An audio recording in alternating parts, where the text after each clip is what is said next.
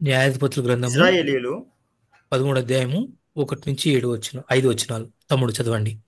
ఇశ్రాయేలీయులు మరలా యెహోవా దృష్టికి దోషులు కాగా, యెహోవా 40 సంవత్సరములు వారిని ఫిలిష్తీయుల చేతికి అప్పగించెను. ఆ కాలమున దాను వంశస్థుడును జొర్యా పట్టణస్థుడునైన మానోహ అనునొకడుండెను. అతని భార్య గొడ్రాలై కానుపు లేక యుండెను. యెహోవా దూత ఆ స్త్రీకి ప్రత్యక్షమై, ఇదిగో నీవు గొడ్రాలవు, నీకు కానుపు లేకపోయెను, అయితే నీవు గర్భవతివై కుమారుని కందువు.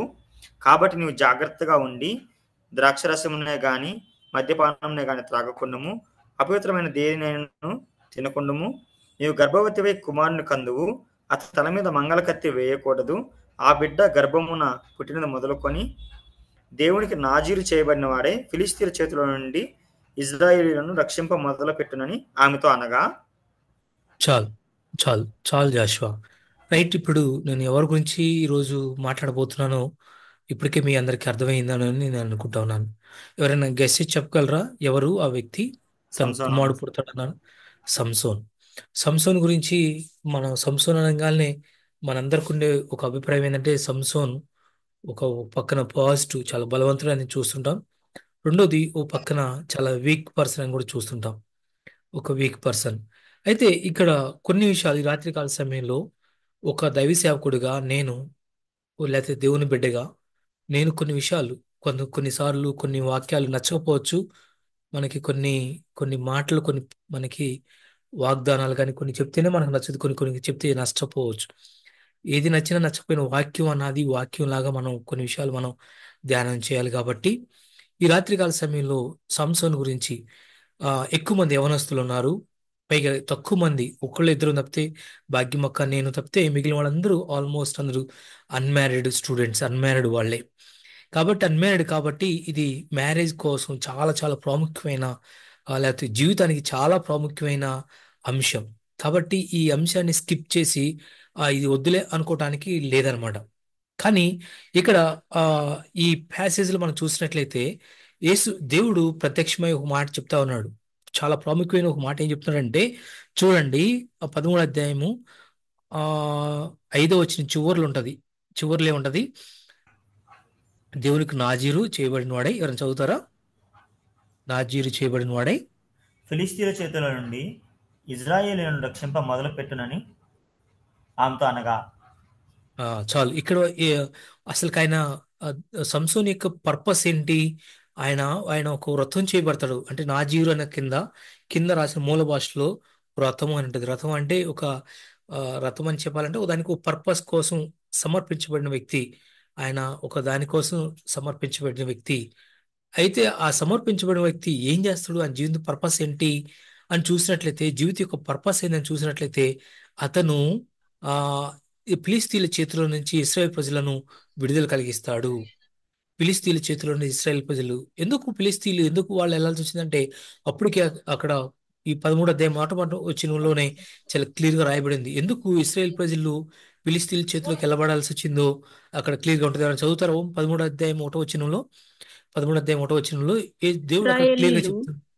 ఇశ్రాయేలీలు మరలా యెహోవా దృష్టికి దోషులు కాగా, యెహోవా 40 సంవత్సరములు వారిని ఫిలిష్తీయుల చేతికి అప్పగించెను.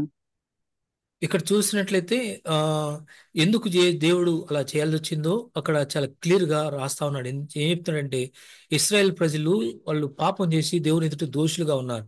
అలా దోషులుగా ఉన్నారు కాబట్టి వాళ్ళని 40 సంవత్సరాలు దేవుడే 40 సంవత్సరాలు దేవుడే 40 సంవత్సరాలు దేవుడే ఫిలిస్తీన్ల చేతికి అప్పగించాడు అని ఉంటది. ఇస్రాయేల్ ప్రజలు వాళ్ళు చేసిన దోషాన్ని బట్టి వాళ్ళని ఫిలిస్తీన్ల చేతికి ఇచ్చాడు.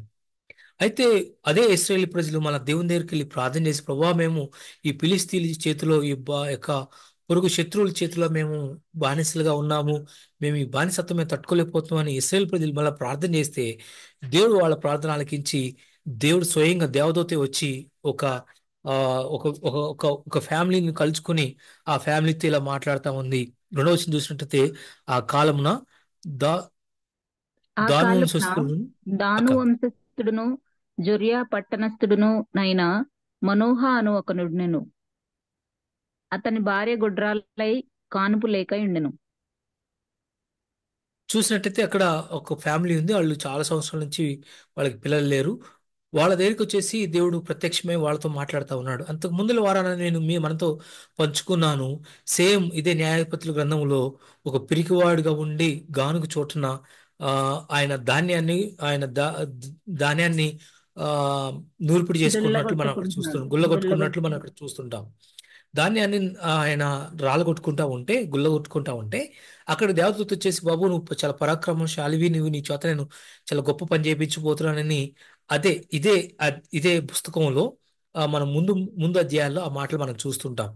అంటే దీనికంటే 15 దీనికంటే 13 కంటే కొంచెం ముందు వచనాల్లో ఆ మాటలు ఉంటాయి. నేను దాని జోలికి వెళ్ళి నేను ఆ విషయాలన్నీ నేను చెప్పదలుచుకోలేదు. కానీ ఇక్కడ కూడా ఇశ్రాయేల్ ప్రజలు వారి యొక్క బానిసత్వం నుంచి విడుదల కలిగించడం కోసం దేవుడు ఒక మనిషిని ఏర్పాటు చేసుకున్నాడు. ఒక వ్యక్తిని ఏర్పాటు చేసుకున్నాడు. తన పేరే సంసోన్. సంసోన్ దేవుడు ఏర్పాటు చేసుకున్నాడు. ఆ సంసోన్ ద్వారా ఈ ఫిలిస్తీన్ల చేతిలో నుంచి దేవుడు ఆయన ప్రజలను విడుదల కలిగించాలని అనుకుంటున్నాడు. సంసోన్ని దేవుడు ఎందుకు పుట్టించబోతున్నాడో, ఎలా ఉండాలో, తనకు కావాల్సిన తన పుట్టక ముందులే దేవుడు ఆయన తల్లిదండ్రులకి తెలియజేసినట్లు మనం ఇక్కడ చూస్తుంటాం. తల్లిదండ్రులకి అమ్మ ఆ, మీకు పిల్లోడు మగ పిల్లోడని పుడతాడని చాలా క్లియర్గా రాసి ఆ మగ పిల్లోడు పుడతాడని చెప్పడమే కాకుండా ఆ పుట్టిన పిల్లోడిని ఒక ప్రత్యేకమైన వ్రతంతో తనను మీరు పెంచాలి. వ్రతంతో ఎందుకు పెంచాలంటే తను ప్రత్యేకించబడిన వాడు, తను ఒక ఒక పర్పస్ తో పుట్టిన వ్యక్తి, ఒక పర్పస్ తో పుట్టాడు కాబట్టి ఆ పర్పస్ కోసమే తనను పెంచాలి అని చెప్తూ ఆ పర్పస్ ఎందుకు కూడా చెప్పాడు. ఫిలిస్తీన్లు ఏ బానిసత్వం కిందైతే మీరు బతుకుతున్నారో ఆ బానిసత్వం నుంచి ఈ చిన్నవాడు లేకపోతే పుట్టబోయేవాడు మిమ్మల్ని అందరినీ రక్షిస్తాడు, విడుదల కలిగిస్తాడు అని ఆ పర్పస్ కూడా చెప్పాడు.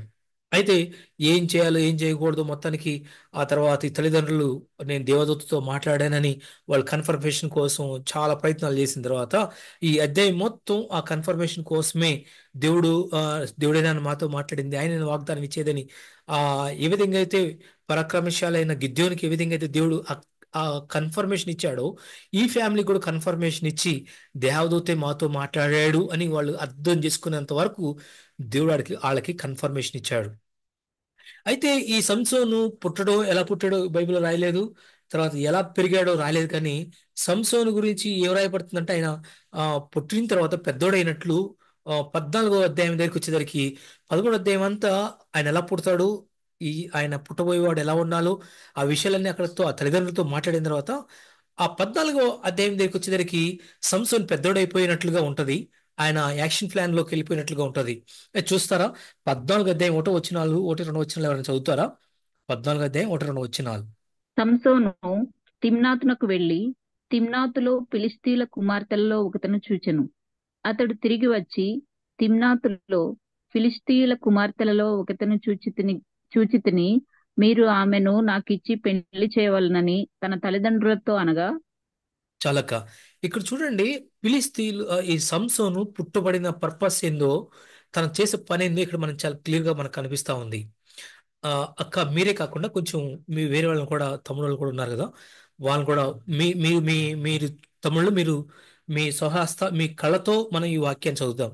అక్క నేను చదవటం అక్క చదవటం కాకుండా మన ఎవరైతే మ్యారేజ్ కోసం రెడీగా ఉన్నారు ఎదురు చూస్తున్నారో మనం మీరు చదవండి. రైట్. ఎవరైనా ఇంకొకళ్ళు జాషువా నువ్వు చదువుతావా? 14 అధ్యాయం 1 2 వచనాలు ఉన్నావు జాషువా?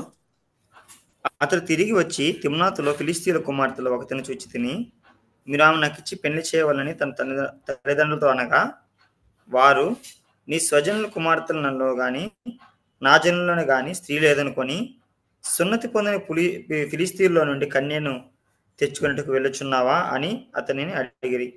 అందుకు చాలు సంసోను, ఇక్కడ చూసి చాలు చాలు తమ్ముడు. ఇక్కడ సంసోను తన పుట్టడం గురించి అక్కడ రాయలేదు. ఆ తర్వాత తను ఎలా పెద్దయ్యాడో రాలేదు. డైరెక్ట్ గా ఆయన మ్యారేజ్ దగ్గరికి వెళ్ళిపోయింది. ఆ మ్యారేజ్ గురించి పరిశుద్ధాత్మ దేవుడు రాస్తా ఉన్నాడు. వాళ్ళు అక్కడ చూసినట్టయితే ఆ సంసోను ఆయన దేంతో స్టార్ట్ చేస్తున్నాడంటే ఆయన ఒక అమ్మాయిని వైపు చూస్తా ఉన్నాడు. ఎక్కడికో తిమ్నాత్ అనే ప్రాంతానికి, ఫిలిస్తీన్ల ప్రాంతానికి వెళ్ళాడు. ఆ ఫిలిస్తీన్ల ప్రాంతంలోకి వెళ్ళిపోయిన ఒక అమ్మాయిని చూసి వచ్చాడు. ఆ అమ్మాయి నాకు చాలా బాగుంది అన్నాడు. ఆ అమ్మాయి కోసమే వెళ్ళిపోయి వాళ్ళ తల్లిదండ్రుల దగ్గరికి వచ్చి తల్లిదండ్రులతో పోరాడల్లా పెళ్లి చేసుకుంటాడు. ఆ పెళ్లి చేసుకోవటానికి కోసం దేవుడు, పరిశుద్ధాత్మ దేవుడు ఏకంగా 14 అధ్యాయం మొత్తం ఆయన పెళ్లి కోసమే, ఒక పెళ్లి కోసమే ఆ రాయబడి ఆయన అది మొత్తం కేటాయించబడింది.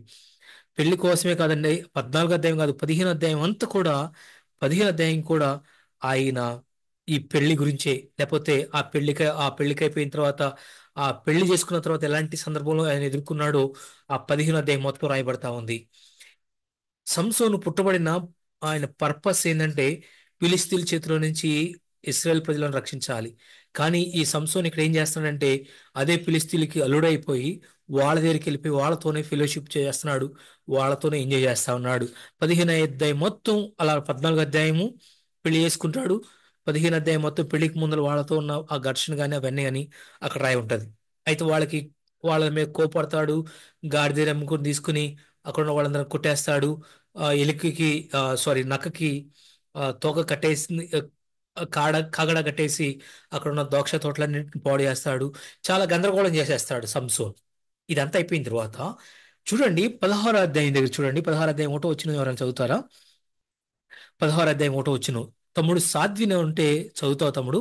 సాధ్విని కానీ చందు కానీ ఉంటే చదవండి.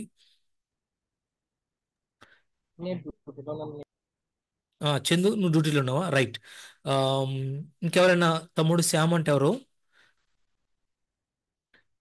సాధ్వి నువ్వు చదువుతావా? సాధ్వి నువ్వు చదవమ్మా. 16 అధ్యాయం 2వ వచనం, న్యాయపతుల గ్రంథం 16 అధ్యాయం 2వ వచనం. లేకపోతే జాషువా అనే చదవండి, ఎవరు అందుబాటులో ఉంటే. మీరు 16 అధ్యాయము 1, 2 వచనాలు.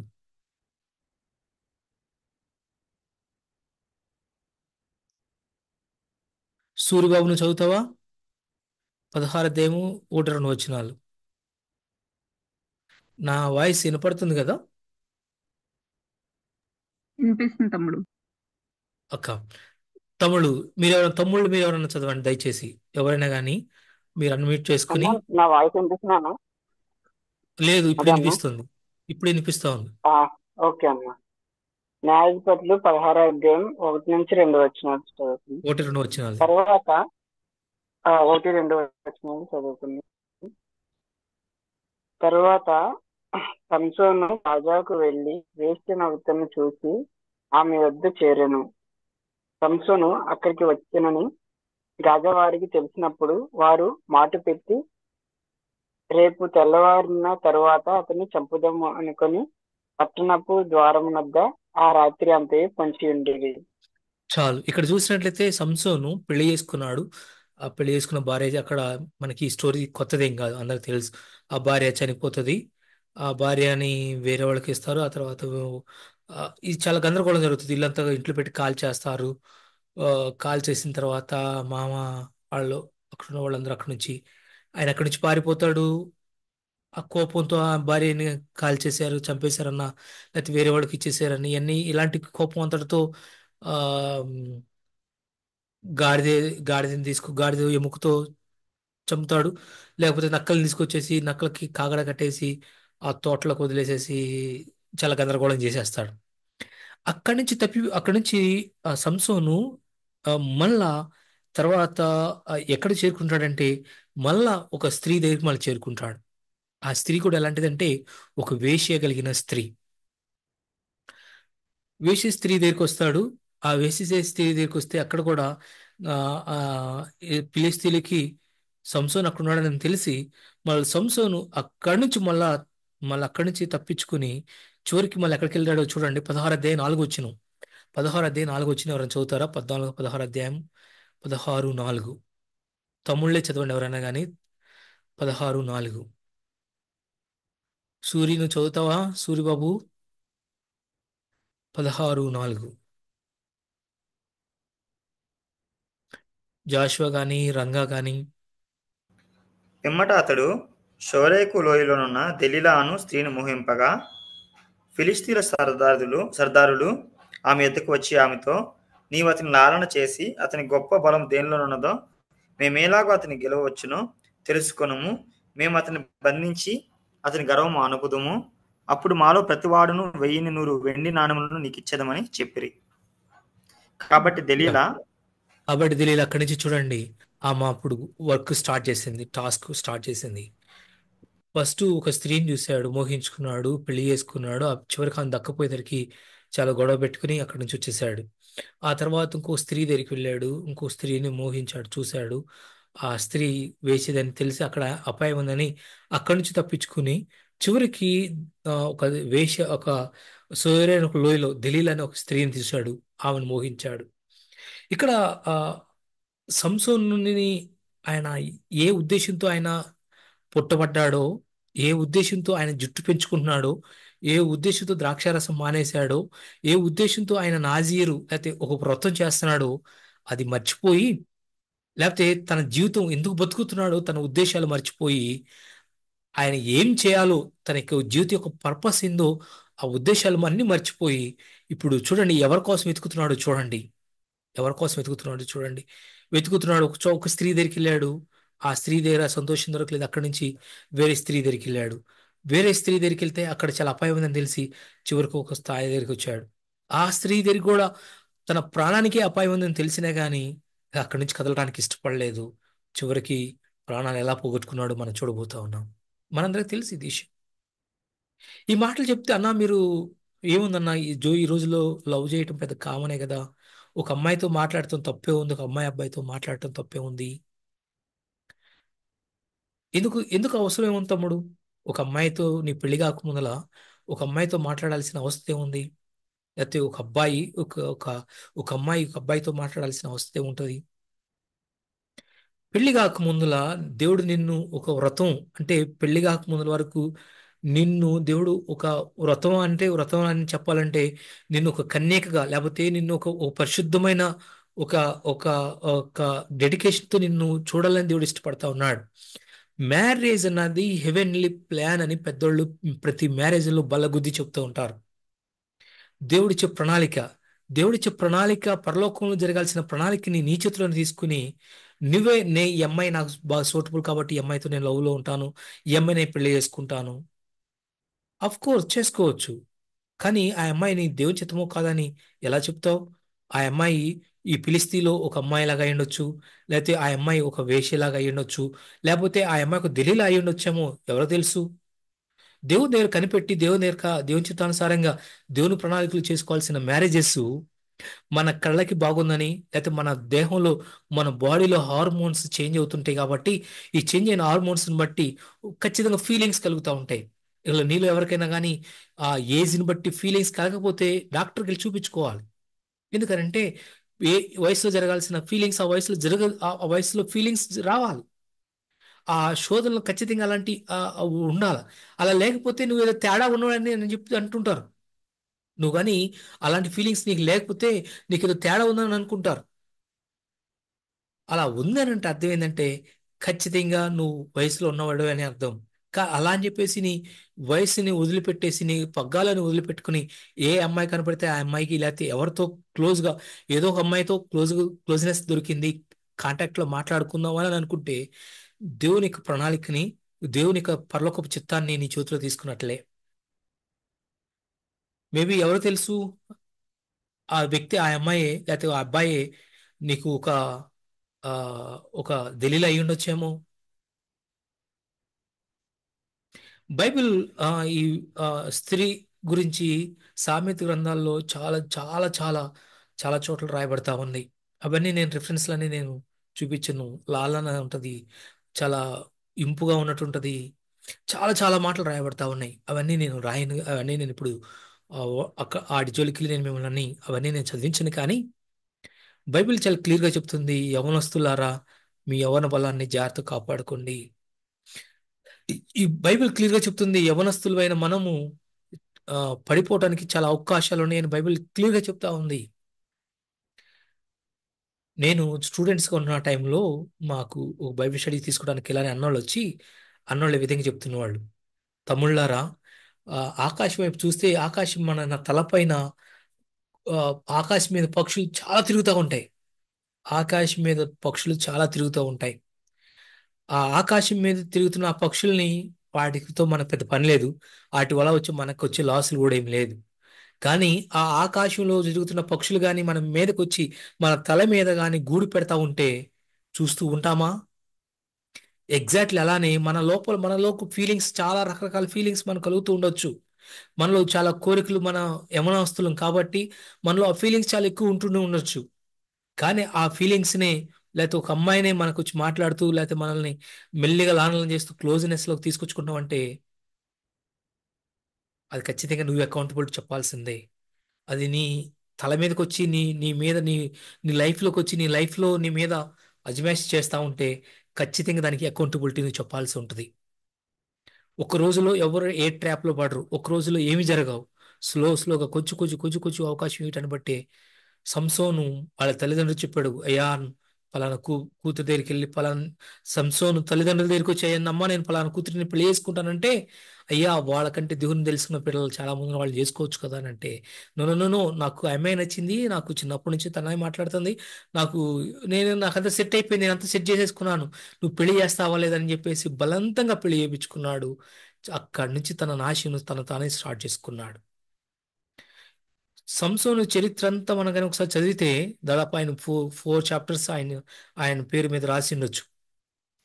ఈ ఈ 2-3 అధ్యాయాలు, 3-4 అధ్యాయాల్లో సంసోను తన దేనికోసం అయితే పుట్టాడో ఆ పర్పస్ కోసం ఫిలిస్తీన్ని చంపడం కంటే తను ఏ యొక్క ఏదైతే లోపల డిజైర్స్ ఉన్నాయో లేకపోతే ఏదైతే వ్యామోహం ఉందో ఆ వ్యామోహాన్ని తీర్చుకోవడం కోసం లేకపోతే వాటి నుంచి బయట రావడం కోసం తను ఫిలిస్తీన్ని చంపడం మొదలు పెట్టాడే గాని సంసోను దేవుడు తన ఏ పర్పస్ కోసం అయితే చేశాడో ఆ పర్పస్ కోసం ఫిలిస్తీన్ని చంపినట్లు ఎక్కడ బైబిల్లో లేదు. చివరికి ఆయన చనిపోయేటప్పుడు తన కళ్ళు గుడ్డి అయిపోయి తన చనిపోతున్న స్థితిలో ఆ స్థితిలో పశ్చాత్తాపంతో తను కాపాడుకోవడం కోసం ఆ ఆ దేవాలయపు పునాదులని పడగొట్టి చంపేస్తాడే గాని అప్పుడు కూడా తను దేవుని యొక్క ఉద్దేశం కోసం కాదు. తన దేవుని ఏ పర్పస్ కోసం అయితే తను పుట్టించాడో ఆ పర్పస్ కోసం ఆయన దేవుని అసలు ఆయన ఎక్కడ ప్రయత్నం చేసినట్లు లేదు.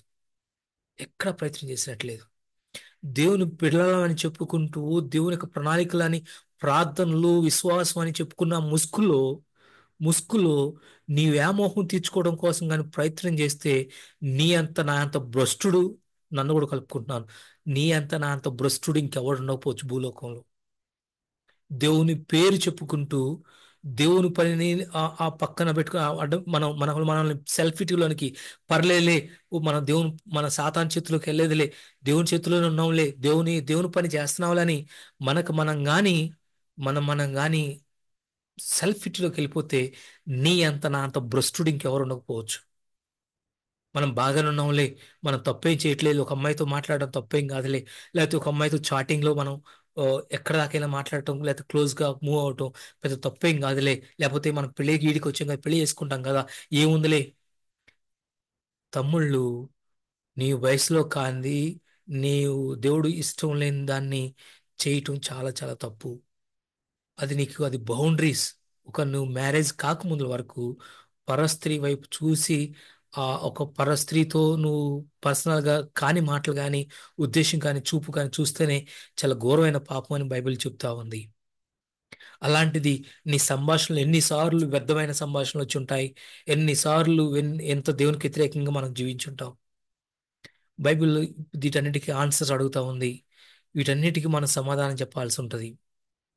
ఇక్కడ సంసోన్ కూడా తల్లిదండ్రులు బతిలాడి ఉంటారు, కాళ్ళు ఏళ్ళబట్టుకుని ఉంటారు, అయ్యా నీ పుట్టుక కారణం వేరే అయ్యా, నిన్ను దేవుడు ఏర్పాటు చేసుకునే విధానం వేరే అయ్యా, నువ్వు ఎవరి చేతి నుంచి అయితే ఇశ్రాయేలు ప్రజలు రక్షించాలో వాళ్ళ దగ్గరికి వెళ్ళి వాళ్ళ బంధువులను చేసుకుంటానంటే వింటయ్యా అని కాళ్ళ ఏళ్ళబట్టుకుని ఉంటారు.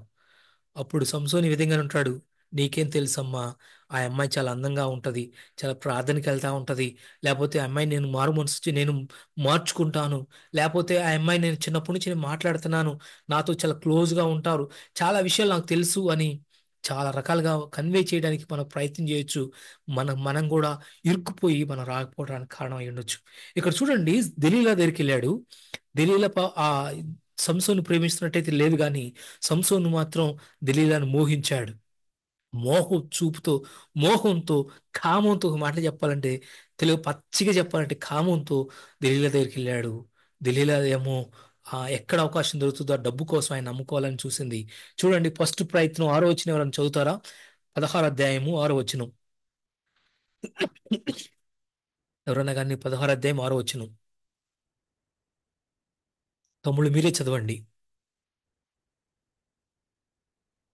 సాధ్విని కానీ, రంగ కానీ, జాషువా కానీ, చందు కానీ సమయం వృధా చేయదు. అఫ్ కోర్స్ ఈ బైబిల్ స్టడీ అయిపోయిన తర్వాత మిగిలిన వాళ్ళు నెక్స్ట్ వీక్లో ఎంతమంది ఎక్కువ బైబిల్ స్టడీకి జాయిన్ అవ్వకపోవచ్చు, ఇష్టత చూపించకపోవచ్చు. మొదన్న బైబిల్ స్టడీకి వచ్చి నేను రాను రా బాబా అని వచ్చాము. నా దేవుని సేవకుడిగా, దేవుని బిడ్డగా దేవుని యొక్క వాక్యంలో నుంచి కొన్ని విషయాలు చెప్పాల్సిన బాధ్యత నాకుంది. నేను చెప్పటం అది దేవుని వాక్యానికి మీరు ఎలా స్పందిస్తారన్నది అది ఎవరి కాళ్ళు పరిశీలించి చేసుకోవాల్సిందే. రైట్. 16 అధ్యాయం 6 వచనం ఎవరైనా చదువుతారా? 16 అధ్యాయము న్యాయాధిపతుల గ్రంథము 16 అధ్యాయము 6 వచనం. 16:6 సమయం వృధా చేయొద్దు. యా. 16:6. న్యాయాధిపతులు 16:6. కాబట్టి దెలీలాని మహాబలము దేనిలోనున్నదో నిన్ను దేని చేత కట్టి బాధింపవచ్చునో నాకు దయచేసి తెలుపమని సంసోనుతో అనగా, సంసోను సంసోను 7 నిర్వంజి చువ్వలతో నన్ను బంధించిన ఎడల నేను బలహీననే, సామాన్య మనుషుల్లో ఒకని వలె అవుదునని ఆమెతో చెప్పాను. చాలు. ఇక్కడ చూసినట్లయితే సంసోన్ని డైరెక్ట్ గా ఢిల్లీలో చెడుతుంది. నిన్ను ఎలా చంపాలో, నీ పీక ఎలా పట్టుకోవాలో నాకు, నీ పీక పట్టుకుని ఎలా చంపితే నువ్వు ఎలా చేస్తావో నాకు చెప్పు అని అడుగుతా ఉంటే అని నవ్వుకుంటున్నాడేమో, లేకపోతే పళ్ళుకిలి పెట్టుకుని ఆ నన్ను లవ్ ఏదో మన ఏదో ఉంటాయి కదా, దాన్ని ఏమంటారు, ఫ్రెండ్లీగా అమ్మాయిలతో మాట్లాడేటప్పుడు అంటాం కదా, నా నా చావే కదా నేను చెప్తాను చూడు అని చెప్పేసి మొత్తం చెప్తా ఉన్నాడు. ఇలా నన్ను ఇలా చేస్తే, నిర్వంచి చువ్వలు తీసుకొచ్చి నన్ను బంధిస్తే, ఆ నిర్వంచి చువ్వలు తీసుకొచ్చింది, బంధించింది. చివరికి సంసోన్ ఫిలిస్తీన్లు వచ్చారు. అది అబద్ధం కాబట్టి ఆ నిర్వంచి చువ్వల్ని తెంపేసుకుని ఆ ఫిలిస్తీన్లని రక్షించడానికి, ఫిలిస్తీన్ని మీద పట్టడానికి ఆయన ప్రయత్నం చేస్తుంటాడు. అయితే అది అబద్ధం అని తెలిసి మళ్ళా స- ఢిల్లీలో మళ్ళాడటం మొదలుపెట్టింది. ఎవరైనా చదువుతారా? 10 వచ్చిన మళ్ళీ చదువుతారా? 10, 11 వచ్చినాలు ఎవరైనా చదువుతారా? అదే 16 అధ్యాయము 10, 11 వచ్చినాలు. అప్పుడు దెలీలా, 10. ఇదిగో అప్పుడు తెలియలా. నన్ను ఎగతాళి చేసి నాతో అబద్ధం ఆడితివి. నేను దేని చేత బంధింపవచ్చునో దయచేసి నాకు తెలుపమని చెప్పగా, చెప్పు. అయిన తరువాత పనికి పెట్టని క్రొత్తతో నన్ను బాగా బంధించిన యెడల నేను బలహీనుడనై సామాన్య మనుషుల్లో ఒకని వలె అవునని ఆమెతో చెప్పాను. చాలు. సెకండ్ టైం చూసినట్లయితే పేనిన తర్వాత పనికి, అంటే ఆ తర్వాత యూజ్ చేయని ఆ మోకులు తీసుకొచ్చి నన్ను కడితే, ఆ తాళ తీసుకొచ్చి కడితే నేను నా బలవంతం పోతుంది, నేను సామాన్యులాగా అవుతానంట. ఎగ్జాక్ట్లీ ఆయన చెప్పినట్లుగానే చేస్తుంది. అట్లన్నింటి తెప్పేసుకుంటాడు. అది అబద్ధం అని తెలుస్తుంది. మళ్ళా చూడండి 13, 14 వచ్చిన చూడండి. 13, 14 వచ్చినాలు. 13, 14 వచ్చినాలు.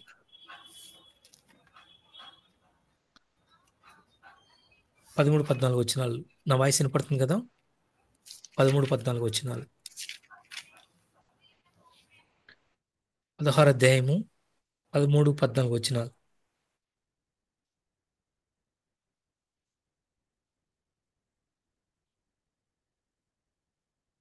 చదువుతున్నారా?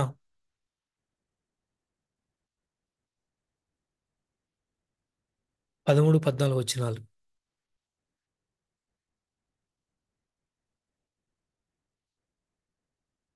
చదవట్లేదు. జాషువా చదవండి అమ్మా. రంగా కానీ సూర్యబాబు కట్ అయిపోయినట్టున్నాడు. అప్పుడు దెలీలా, ఇది వరకు నీవు నన్ను ఎగతాళి చేసి నాతో అబద్ధములాడితివి. నిన్ను దేని వలన బంధింపవచ్చునో నాకు తెలుపమని సంసోనుతో చెప్పగా, అతడు నీవు నా తల జడలో 7 అల్లిన ఎడల సరి అని ఆమెతో చెప్పాను. అంతటా ఆమె మేకుతో దాన్ని దిగగొట్టి, సంసోను ఫిలిస్తీయులు నీ మీద పడుచున్నారని అతనితో చెప్పినప్పుడు అతడు నిద్ర మేల్కొని మగ్గపు మేకుని నేతను ఊడదీసుకొని పోయిను. చాలు. అది కూడా అబద్ధమని తెలిసింది. ఆ తర్వాత 16, 17 వచనాలు దగ్గరికి వచ్చినట్లయితే చివరికి 16 వచనం చూడండి. 16 వచనంలో ఏముంటది? ఆమె అనుదినము మాటల చేత అతనిని బాధించి తొందర పెట్టుచున్నందున అతడు ప్రాణం విసికి చావగోరెను. అప్పుడు అప్పుడు అతడు తన అభిప్రాయం అంతయు ఆమెకు తెలియజేసి, నేను నా తల్లి గర్భమందు పుట్టిన మొదలుకొని దేవునికి నాజీరు చేయబడిన వాడినై ఉన్నాను. నా తల మీద మంగళకత్తి రాలేదు. నాకు క్షౌరము చేయలేదని నా బలం క్షౌరం చేసినట్లా నా బలము నాలో నుండి తొలగిపోవునని చెప్పాడు. చివరికి ఏం చేశాడు? 16 వచనంలో ఆమె అనుదినం మాటల చేత అతన్ని బాధ పెట్టి తొందర పెట్టుచున్నందున అతడు ప్రాణము విసికి చావుగోరెను. చూడండి, ఆమె వచ్చి చేస్తా ఉంటే, మాయ చేస్తా ఉంటే, లేకపోతే ప్రాణం నన్ను చంపాలి, ఎలా చంపాలని చంపడం కోసం అడుగుతా ఉంటే, సంసోను ఆమెను మోహించిన కారణాన్ని బట్టి చివరికి చావటానికి ఇష్టపడ్డాడు, చావు కోరాడంట. అరే, ఎవరైనా కానీ నిన్ను చంపటం ఎలా అని అడుగుతా ఉంటే అసలు ఎవరైనా అక్కడ కూర్చుంటారా? ఈ అసలుకి సంసోను ఎంత ఫూలిష్ గా చేశాడంటే, ఫిలిస్తీన్లు ఏ ఫిలిస్తీన్ల చేతిలో అయితే రక్షించాలో ఆ ఫిలిస్తీన్లకు భయపడ్డాడు.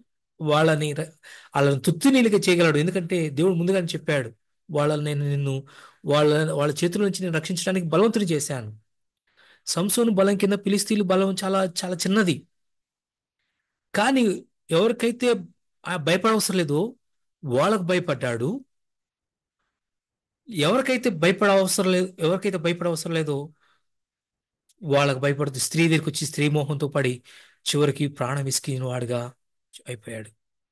ఈ రోజుల్లో తమ్ముడు, ఆ, వద్దు తమ్ముడు, మంచిది కాదు, కొంచెం జాగ్రత్తగా ఉందాము అని అంటే, లేదన్నా అలవాటు అయిపోయిందన్నా, లేదన్నా ఇప్పుడు నేను చెప్పకపోతే, లేకపోతే నేను ఫోన్ చేయకపోతే ఏం చేసుకుంటుందో నాన్న, లేకపోతే ఇప్పుడు ఫోన్ చేయకపోతే ఎవరెవరికి ఏం చెప్తుందో నాన్న, ఏం చేస్తుందో, సారీ మా చేయి జారిపోయింది, ఇప్పుడు మేము ఆ ఆ రిలేషన్స్ని విడిచిపెట్టమన్నది అది అంత ఈజీ కాదన్నా.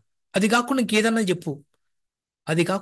చెప్పు, నీ కొరకు మేము ఏదైనా చేస్తాం అన్నది మీ అందరికి చెప్పే అయి ఉండొచ్చేమో. ఆ విధంగా నాకు మీ సమాధానం చెప్పొచ్చామో. యంగ్ ఆర్మీ ఆఫ్ గాడ్ టీంలో ఆర్మీ ఆఫ్ గాడ్ అని చెప్పుకుంటాం మనం.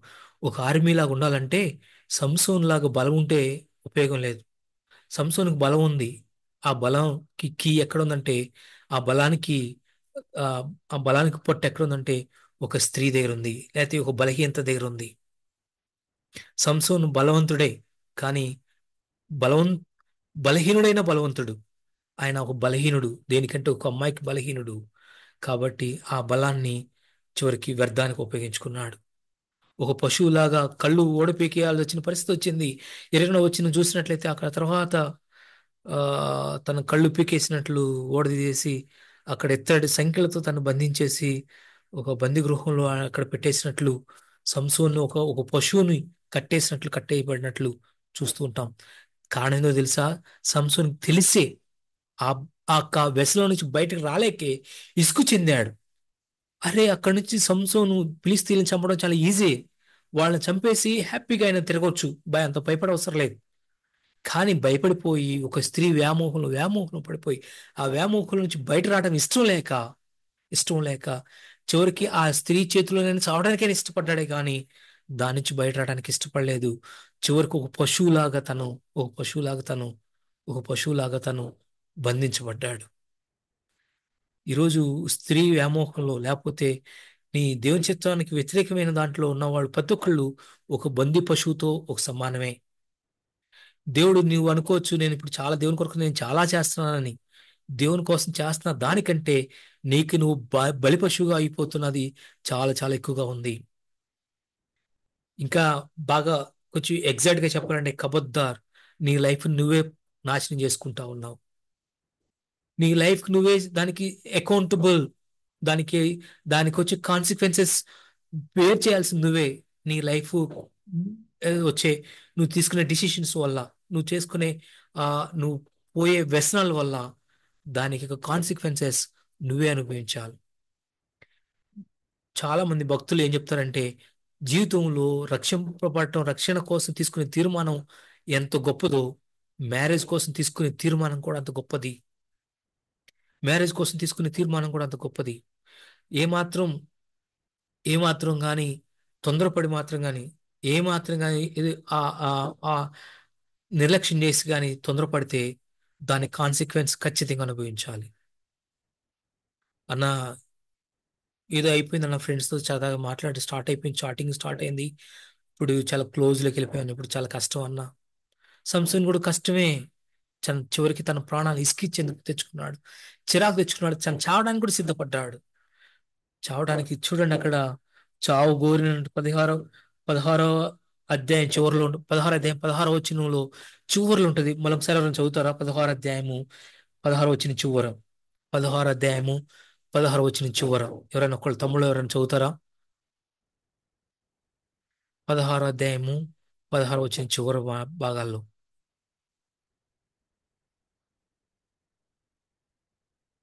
సాధ్విని చదువుతావా?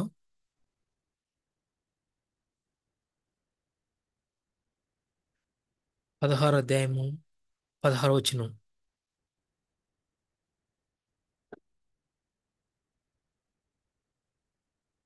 జాషువా చదువుతావా? అతడు ప్రాణం విసికి చావగోరాను. 16 ఆమె అనుదినము మాటల చేత అతనిని బాధించి తొందర పెట్టుచున్నందున అతడు ప్రాణం అతడు విసికి ప్రాణం చావగోరాను. విసికి చావుగోరాను. ప్రాణం విసికి చివరికి చావుగోరాడంట. ఆమె మాటల చేత అనుదినము మాటల చేత అతని బాధించిన తొందర పెట్టుచున్నందున ఆమె మాటలకి చివరికి చావడానికైనా ఇష్టపడ్డాడు, కానీ అక్కడి నుంచి వెళ్ళడానికి ఇష్టపడలేదు. తమ్ముళ్ళు, ఈ రాత్రికాల సమయంలో దేవుడు మనతో మాట్లాడుతా ఉన్నాడు. ఈరోజు ఎంత డీప్ లోకి వెళ్ళిపోయారో, లేకపోతే ఎంత డీప్ లో పరిస్థితి ఉందో నాకైతే తెలియదు. మీ పరిస్థితులు ఎంత డీప్ గా లేకపోతే ఎంత ఘోరంగా ఉన్నాయో అవన్నీ నాకు తెలియదు. చాలా క్లియర్ గా నేను ఈ రాత్రికాల సమయంలో వాక్యం ద్వారా మాట్లాడాలనుకుంటా ఉన్నాను. ప్రతి ఒక్కళ్ళు తప్పు చేసిన వాళ్లే. కోర్స్ దేవుని వాక్యం చెప్తున్నాను, నేను కూడా తప్పు చేసిన వాళ్ళమే. కానీ డిసిషన్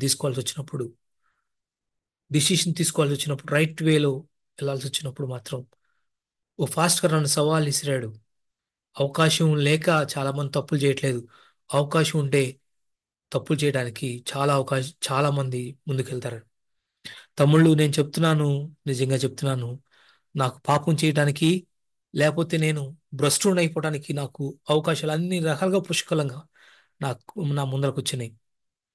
నేను భ్రష్టుని అయిపోవడానికి కావాల్సిన ఎంత అవకాశాలు ఉన్నాలో అంత అవకాశాలు నా ముందరకు వచ్చినాయి.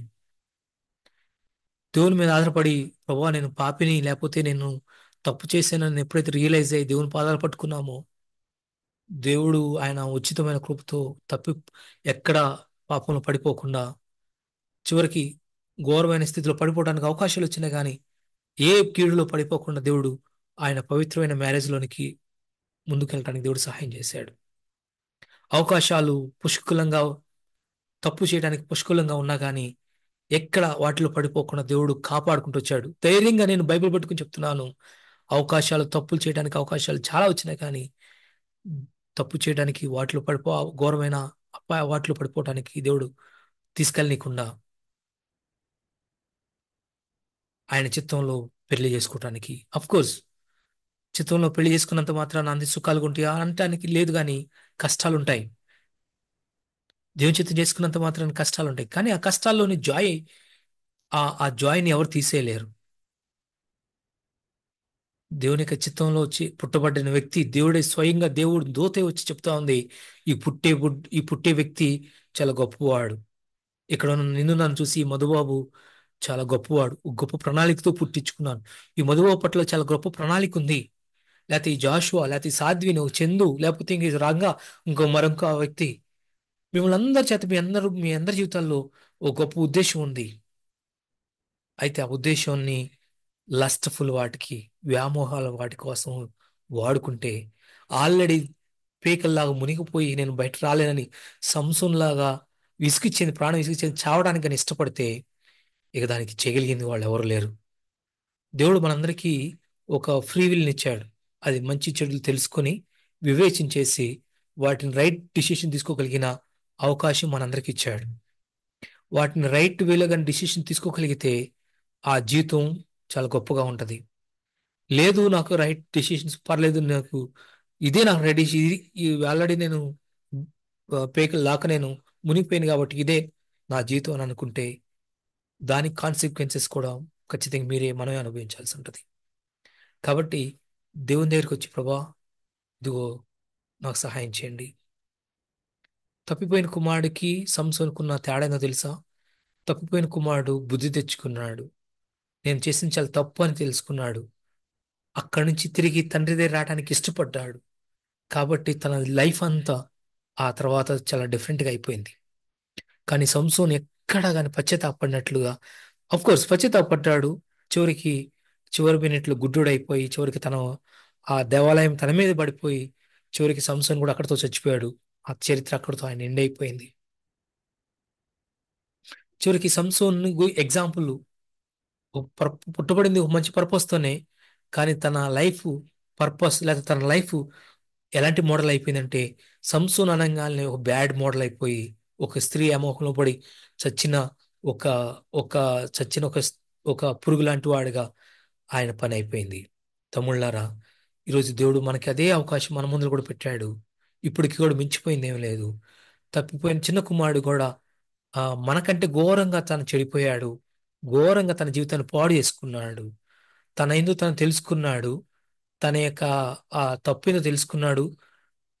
ఆ ప్రేమించే తండ్రి, తనను ఏర్పాటు చేసుకున్న తండ్రి, తన కన్న తండ్రి ఎంత గొప్ప ప్రేమ కలిగిన వాడో, ఆయన ఎలాంటి ఉద్దేశాలు తన పట్ల ఉన్నాయో, తను తిరిగి ఎలా చేర్చుకుంటాడో ఆ ప్రేమను బాగా అర్థం చేసుకోగలిగిన వాడు ఆయన కుమారుడు, చిన్న కుమారుడు. కాబట్టి ఆ ప్రేమను ఎరిగిన వ్యక్తి చివరికి తండ్రి దగ్గరికి వెళ్ళడానికి ప్రయత్నం చేశాడు. వెళ్ళాడు ఆయన దగ్గరికి. తండ్రి, నీకును పరలోకాన్ని నేను చాలా తప్పు చేశాను, నన్ను క్షమించు అన్నాడు.